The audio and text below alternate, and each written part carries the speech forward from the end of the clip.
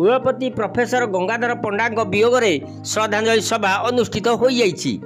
महांगा साहित्य संस्कृति परिषद आनुकूल्य दिवंगत प्रोफेसर तथा कुलपति गंगाधर पंडा एकादशा उपलक्षे तांको पैतृक गृह उषुमा पंचायत स्थित सलरा ठारे एक श्रद्धांजलि सभा और तांको रचित भाव संभार पुस्तक उन्मोचन हो जाइछि। परिषदर सभापति प्रोफेसर भुवनानंद साहू संयोजन यही कार्यक्रम में बहु विद्वान विशिष्ट व्यक्ति और शुभेच्छु जोग देइथिले। प्रोफेसर सत्यनारायण आचार्य, विद्यावारिधि गौतम महारणा, डॉक्टर पूर्णचंद्र ओझा, परिषदर संपादक नाट्यकार भावग्राही दास, पाला गायक सत्यानंद दास, वाणीरत्न पंडित गदाधर दास, झारखंड चक्रधरपुर कवि सत्यप्रकाश कर, महिमा धर्म गवेषक डॉक्टर एकाशी प्रधान, वेद विद्यालय संपादक रवींद्र कुमार पंडा, कवि मनोज कुमार महापात्र, विभूति भूषण स्मृति संसदर संपादक भूपेन चटर्जी, तांकर सुपुत्र प्रोफेसर श्रीनिवास पंडा, प्रोफेसर सत्यव्रत पंडा, ज्येष्ठ पुत्रवधू डॉक्टर शाश्वती प्रमुख जोगदेई स्वर्गत प्रोफेसर पंडा आत्मार सद्गति निमंते श्रद्धांजलि अर्पण करथिले। प्रथमे स्वर्गत प्रोफेसर पंडा फोटोचित्र रे पुष्पमाल्य अर्पण पूर्वक 2 मिनिट नीरव प्रार्थना कराइथिला। एही सभारे प्रोफेसर पंडा ज्येष्ठ भ्राता डाक्टर पूर्णचंद्र पंडा, स्वर्गत पंडा सहधर्मिणी डॉक्टर प्रमोदिनी पंडा, सुरेंद्रनाथ पंडा, मृत्युंजय दास, रवींद्र कुमार जेना, पंडित नंदकिशोर पंडा प्रमुख उपस्थित थिले। मोर ना वाणीरत्न पंडित गदाधर दास, मो गंजाम जिलार हुमा ठारे अवस्थित सरकारी उच्च विद्यालय रे संस्कृत शिक्षक भाव में काम करुली एवं से विद्यालय अवसर नहीं। मोर निज गाँ कटक जिलार बांकी थाना अंतर्गत तालबस्त ग्राम रे आज प्रोफेसर गंगाधर पंडा श्रद्धांजलि सभा अनुष्ठित होइतिला, आपण जोग देथिले से विषय कोन? प्रोफेसर गंगाधर पंडा मोर गुरु, से जने अति अमायिक चरित्र संपन्न अमायिक व्यक्तित्व। तांको संपर्क रे जेते कहिले भी अल्प हबो। मु मोर अभिभाषण समय रे कहिथिली से 7टी शहर अधिकारी थिले। से 7टी शह होउची, प्रथम गुण तांकर थिला सहनशीलता, द्वितीय गुण समयानुवर्तिता एवं तांकर तृतीय गुण थिला समदर्शिता, चतुर्थ गुण थिला शिष्य वत्सलता, पंचम गुण थिला सर्व उपकारिता एवं षष्ठ गुण थिला सहृदयता, सप्तम गुण थिला श्रद्धानुशीलता। ये 7टी शहर से संपूर्ण अधिकारी थिले, जहा द्वारा से समग्र छात्र समाज रे समस्त विद्वान मान गहन रे से निश्चित भाव रे जड़े अभिनंदनीय एवं अभिवंदनीय व्यक्तित्व भाव रे परिचय थिले। एथिरे संदेहर अवकाश नाही।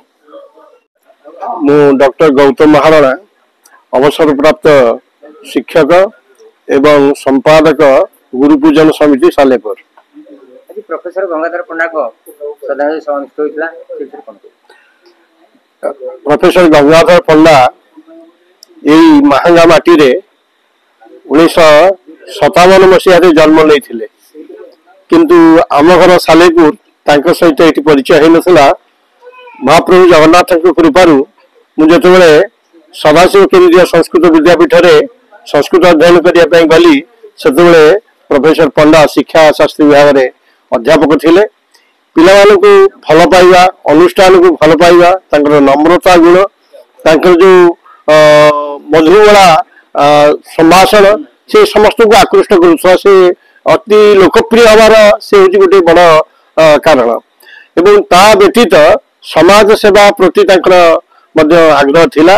सेथिबाई आमर जो रही एनएसएस सब कॉलेज मानक अच्छी से एनएसएस कोऑर्डिनेटर थिले।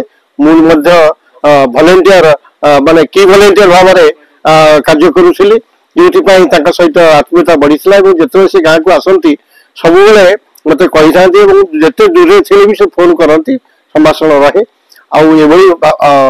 व्यक्तित्व जड़े से गोटे दुरारोग्य पीड़ित हो चलीगले जहाँ समस्त व्यतीत कर प्रकृत कथा हूँ मनीष मर दिने जन्म हेले देवता भी मरे सार्थक जीवन तार जार लगे गोड़ी बाटी जोरे तेणु प्रोफेसर पंडा जीवन सार्थक होती मुझे मु डॉक्टर एकादश प्रधान महिमा गवेषक आज प्रोफेसर गंगाधर पंडा श्रद्धांजलि सभा तो भाव समारोह पुस्तक लोकार्पण विषय कौन कह मु विशेष भाव आज दुखित मर्माहत गंगाधर बाबू सहित मोर 15 वर्षर संपर्क 15 वर्ष तले थे बादामबाड़ी बस स्टाण्ड रु साथी कि स्टांडिंग रे आमे मांगा पर्यंत आसिलु सेठू परिचय होता संपर्क बढ़ीगला सी कहले तुम तो डॉक्टर एकादश प्रधान जड़े ग्रंथाध्यक्ष एपरी केमती सब रचना करके आमको आमंत्रित कर आपन को महांगार बरपुत्र स्थानित कर तेणु मुझे गौरवान्वित जो महान व्यक्ति व्यक्तित्व संपर्क में आज श्रद्धांजलि सभा आलोचना है मोर किंतु अनुरोध रहा जो 16 खंड पुस्तक 50 टी आलेख्य 80 टी विभिन्न संदर्भ ताको जदि ग्रंथावली स्थानित हो पारिबो ताहले तांकर आत्मा शांति पाइबा सत्य महांगा पाई से गोटे अवदान रहिबो एतिक मोर समस्त को अनुरोध तांकर परिवार लोक को अनुरोध तांकर आत्मा तो निश्चिंत मुक्ति पाइबो ता सहित एई जो ग्रंथावलीटी जदि प्रकाशित हो पारिबो ताहले मु निजକୁ धन्य मन करिबि कोन परिचय मो ना प्रोफेसर सत्यनारायण आचार्य मु एबे आंध्र प्रदेश तिरुपति रे भारत सरकार द्वारा परिचालित राष्ट्रीय संस्कृत विश्वविद्यालय तिरुपति रे साहित्य विभाग रे प्रोफेसर पद रे काम करूची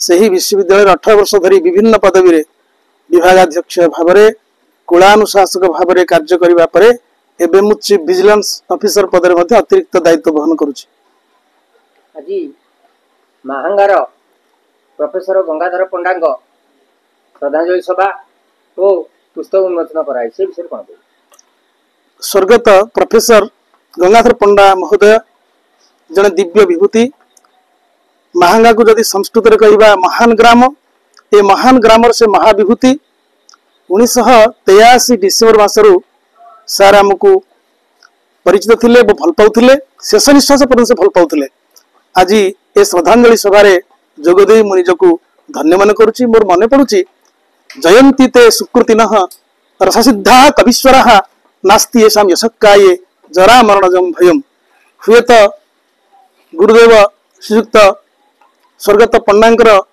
ये जो मर शरीर आज चली जाइछि किंतु तांकर जो कीर्तिरूपक शरीर से कीर्तिरूपक शरीर सब अमर ही रहिबो काहेकि ना से 16 खंड बही लिखिचंती ता भीतर शेष पर्याय से जो कविता ग्रंथ लिखिचंती काव्य लिखिचंती सेति पई से चिर अमर ही रहिबे निश्चय।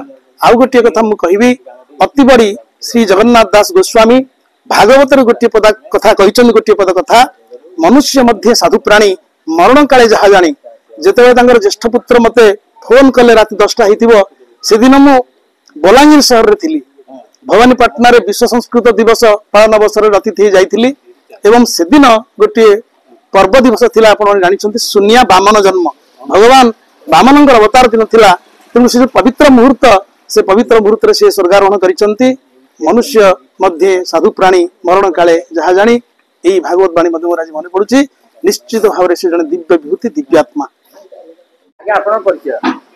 मु शांतिलता पंडा डॉक्टर गंगाधर पंडा सान भौनी आ कौन भाई विषय कौन कह भाई ठार मुझे बहुत सान विषय कहला मोर कह आसूची से तो बहुत माने परिश्रम कर स्ट्रगल करके से बड़ होते ऊपर स्थान को चाहिए माने पड़ी जाइए चाहिए गोटे माने टोपी उड़ी जो बेक भांगी पड़ो तांकर जो गुण तांकर श्रम तांकर आदर्श तांकर सबुथे आम अनुप्राणित कथा भाविला तो सब कह उठी जाऊँ विषय बेसी कही पारुनी तांकर अमर आत्मार सद्गति हो से स्वर्ग भलरे रुहतु आम प्रति सब शुभ आशीर्वाद सब जमी आगुरी थिला जीवंत अवस्था बर्तमान से ଚାଲିଗଲେ ମଧ୍ୟ ଆମ ଉପରେ ସେଇ ଆଶୀର୍ବାଦ ସବୁବେଳେ ଥାଉ। ତାଙ୍କ ବିଷୟରେ ସମସ୍ତେ ତ ବହୁତ କଥା କହିଲେଣି, ଆଉ ବେଶୀ କିଛି କହିପାରୁନି। ତାଙ୍କୁ ମୋର ମାନେ ବହୁତ ମାନେ ଶ୍ରଦ୍ଧାର ନମସ୍କାର କରି ରଖୁଛି। ମୁଁ ଡକ୍ଟର ପୂର୍ଣ୍ଣଚନ୍ଦ୍ର ପଣ୍ଡା, ଗଙ୍ଗାଧର ପଣ୍ଡାଙ୍କର ସାନ ବଡ ଭାଇ। ଭାଇଙ୍କର ଦେହାନ୍ତ ହୋଇଯାଇଛି, ଆଜ୍ଞା ତାଙ୍କର ଶ୍ରଦ୍ଧାଞ୍ଜଳି ସଭା ଆଜ୍ଞା। ଆପଣ ପରିବାର ପାଳନ କରୁଛନ୍ତି, ସେ ବିଷୟରେ କଣ କହିବି ଆଜ୍ଞା, ମୋର ତ ଅପୂରଣୀୟ କ୍ଷତି ହେଲା। ମୁଁ କିଛି କହିପାରିବିନି। ସେ ତାକୁ ମୁଁ ମାନେ ମୋର ସାନ ଭାଇ ନୁହେଁ ତ, ସେ ମୋର ମାନେ ସାନ ଭାଇ। ମୁଁ ତାର ପରିଚୟରେ ମୁଁ ପରିଚିତ ଥିଲି। ସେ ମୁଁ ତାକୁ ପିଲାଦିନ ଠାରୁ ଆଜି ପର୍ଯ୍ୟନ୍ତ କେବଳ ମାନେ ତାକୁ ପାଳନ କରିବା ଠୁ, ପାଠ ପଢିବା ଠୁ ଆରମ୍ଭ କରି ସବୁ କରିଥିଲି। ମୁଁ ଆଗେ ଯିବା କଥା, କିନ୍ତୁ ସେ ଚାଲିଯିବାରୁ ମୁଁ କିଛି କହିପାରୁନାହିଁ ଆଜ୍ଞା। ମୁଁ ଏତିକିରେ ରହିଲି। ପରିଚୟ? ମୁଁ ହଉଛି ଡକ୍ଟର ପୂର୍ଣ୍ଣଚନ୍ଦ୍ର ଓଝା, ଅବସରପ୍ରାପ୍ତ ପ୍ରାଧ୍ୟାପକ, ସଂସ୍କୃତ ବିଭାଗ ଥିଲି ମୁଁ। ଆଉ ଚାନ୍ଦୋଳ ମହାବିଦ୍ୟାଳୟରୁ ଅବସର ନେଇଛି। ପ୍ରଥମେ ବହୁଗ୍ରାମ ମହାବିଦ୍ୟାଳୟ ଥିଲି, ଅଧ୍ୟକ୍ଷ ଥିଲି। ଏବେ ସାରଙ୍କର ଆଜି ପୁଣ୍ୟତିଥିରେ ଏଠି ଯୋଗ ଦେଇଥିବାରୁ ମୁଁ ନିଜକୁ ଗୌରବାନ୍ୱିତ ମନେ କରୁଛି। ଆଉ ସାରଙ୍କ ବିଷୟରେ ତ ମୁଁ ପ୍ରକାଶ କରିଦେଇଛି, କିନ୍ତୁ ଯାହା ସବୁ କହିଗଲେ ଯେ ମଣିଷ ବଞ୍ଚି ରହେ ସେଇ ମଣିଷ ଯେ ପର ପାଇଁ କିଛି ତାର ଅବଦାନ ଥାଏ।